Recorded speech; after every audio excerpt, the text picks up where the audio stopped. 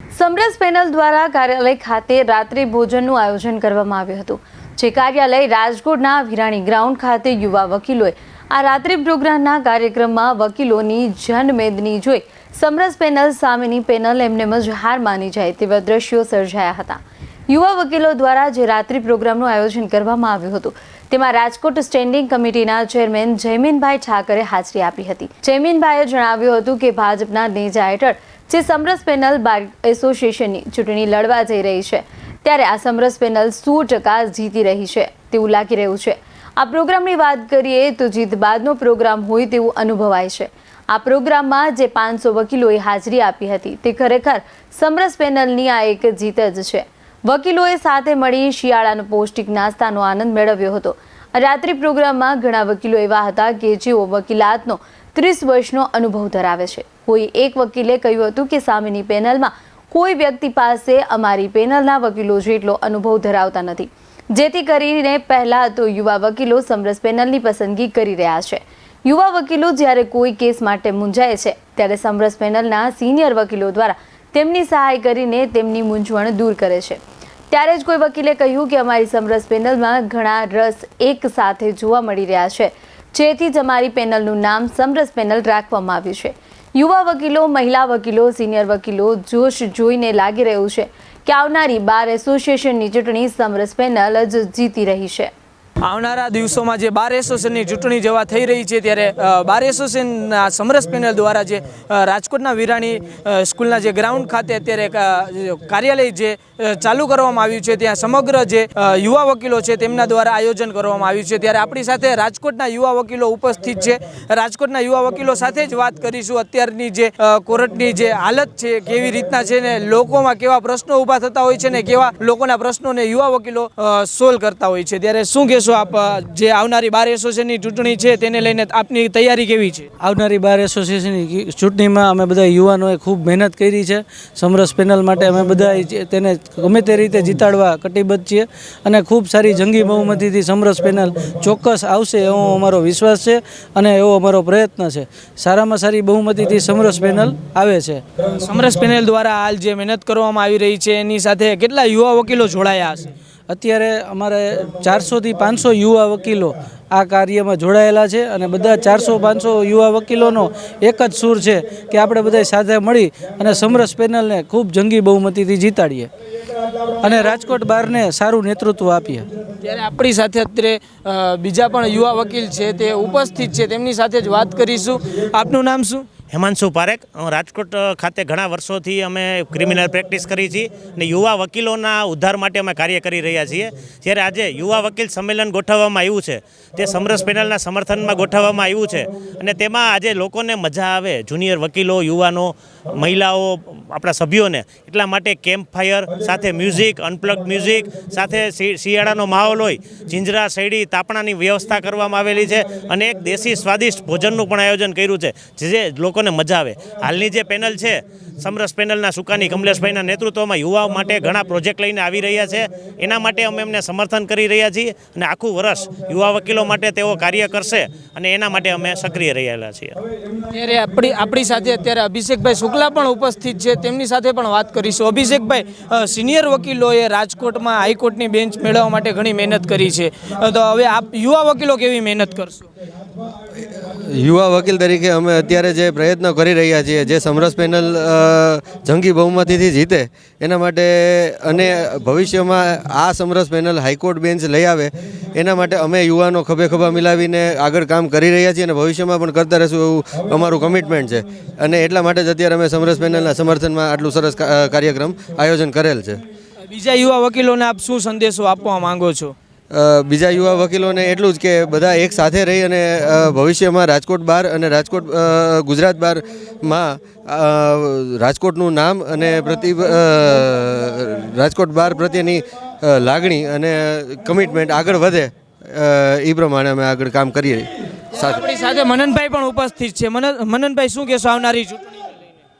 આવનારી ચૂંટણીમાં ભારતીય જનતા પાર્ટીના નેજા હેઠળ સમરસ પેનલ જે ઊભી છે એ સમરસ પેનલના તમામ હોદ્દેદારો એક ખૂબ જ સારી પ્રેક્ટિસ ધરાવતા અને સારી નામના ધરાવતા વકીલો છે અને ખૂબ જ સારી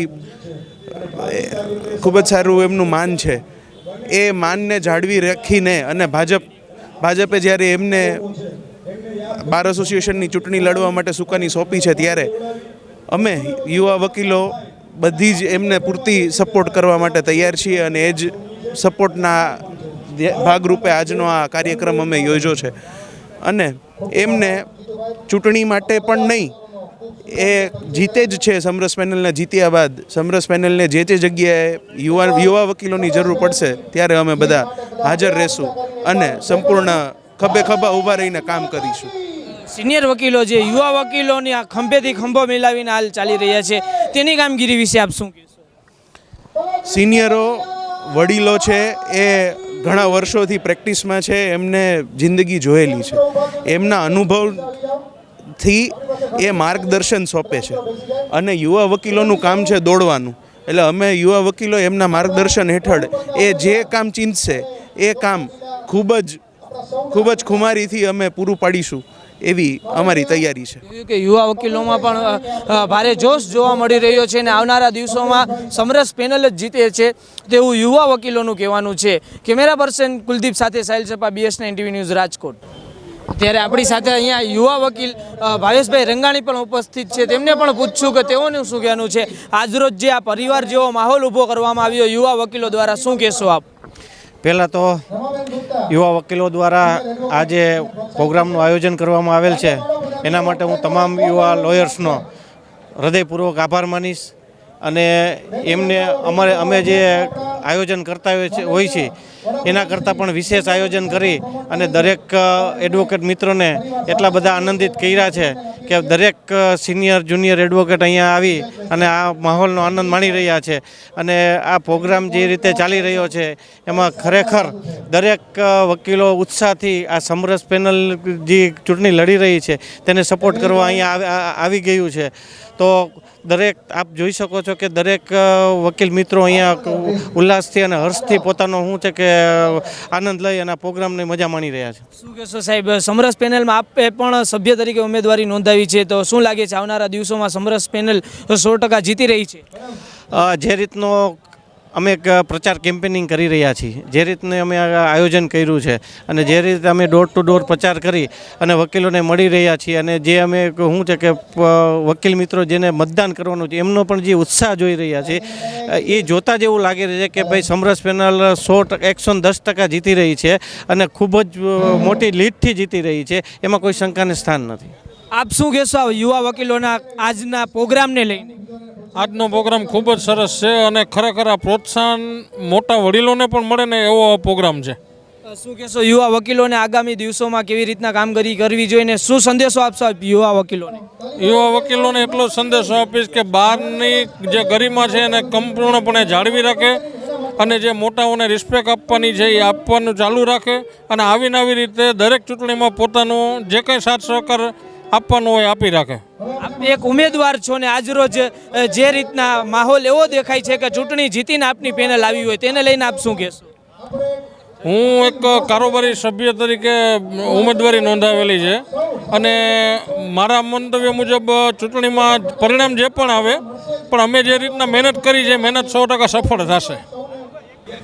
આપણી સાથે અત્યારે યુવા મહિલા વકીલ પણ ઉપસ્થિત છે, તેમની સાથે પણ આપણે વાત કરીશું કે આવનારા દિવસોમાં યુવા મહિલા વકીલને તેઓ શું કહેવા માંગે છે. આપ શું કહેશો યુવા મહિલા વકીલોને?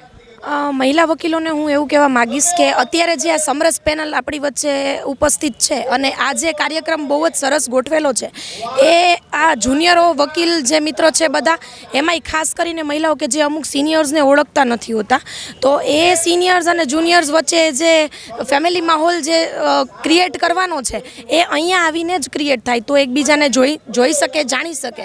અને હા, ભવિષ્યમાં પણ કંઈ જ પ્રોબ્લેમ આવે તો એ સિનિયર્સ એવા હોવા જોઈએ કે જેને આપણે એક ફોન કરીએ કે એને રૂબરૂ મળીએ કે ભાઈ હવે મારે આ પ્રોબ્લેમ છે તો મારે આનું સોર્ટ આઉટ કઈ રીતે કરવું, તો એ સિનિયર્સ આપણને પ્રોપર માર્ગદર્શન આપી શકે. મારો મત તો એ જ પેનલ એટલે કે સમરસ પેનલ એને જ હશે. અને આ યુવા એડવોકેટ્સ દ્વારા આટલું મસ્ત સરસ મજાનું આયોજન કરવામાં આવ્યું છે, તો એ સ્પેશિયલાઇઝેશન જ એ જ છે કે બંને સિનિયર્સ અને જુનિયર્સ વચ્ચે કે જે માહોલ ક્રિએટ કરવાનો છે, ફેમિલી રિલેશન ક્રિએટ કરવાના છે, એના માટે જ કે જે કોર્ટમાં નથી થઈ શકતા એ આ પ્રોગ્રામમાં થઈ શકે. Thank you. આપણે જોયું કે જે ફેમિલી માહોલ જે ક્રિએટ કરવા માટે છે આ પ્રોગ્રામનું આયોજન કરવામાં આવ્યું છે.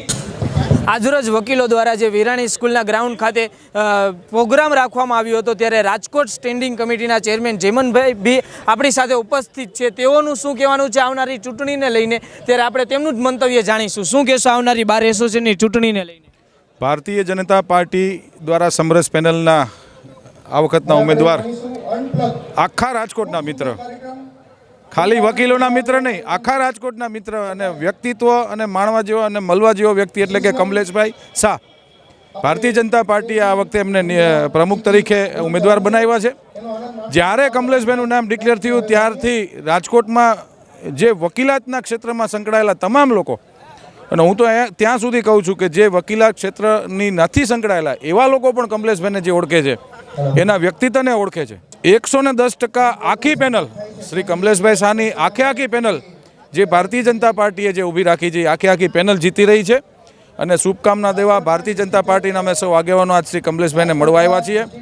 અને આવનારા વર્ષની અંદર વકીલોના હિતના પ્રશ્નોને લઈને જે કોઈ પણ હિતના પ્રશ્નો છે, કારણ કે કમલેશભાઈ વર્ષોથી વકીલાતના ક્ષેત્રની છે, એવું નથી કે આજકાલના આવ્યા, વર્ષોથી આ ક્ષેત્રની અંદર કાર્યરત છે.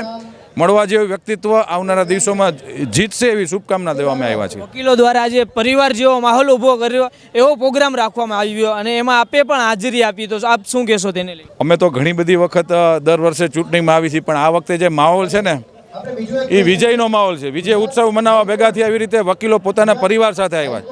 આ તો ચૂંટણીનો માહોલ છે ને એમાં કોઈ વકીલ એમના પત્નીને લઈને, બાળકને લઈને, પરિવાર સાથે, મા બાપને લઈને આવતા હોય તો એ કમલેશભાઈ શાહની સફળતાનું જ આ પરિણામ છે.